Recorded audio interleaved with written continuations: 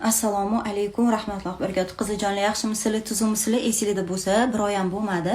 Men chochimga uходовый narsa oldim. To'kilishini to'xtatadigan. Shunaqa to'kilyotdi, prям vannaga kirsam, shundoq bitta chochimni yuvsam, tegi choch bo'lib ketyotdi-da.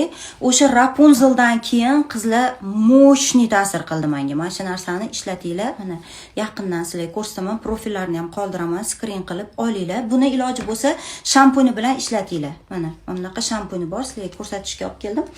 Xullas, bundan men jiyanimga ham oldim. Chochi uzun jiyanlarim bor, bilasizlar, ularga ham oldim. Qanaqa ishlatiladi desanglar, chochilarning farqini ochib, yaqindan sepasizlar. Iloji bo'lsa havo aylanadigan, ochiq joyda bo'lish kerak-da, chunki hidi juda ham o'tkir.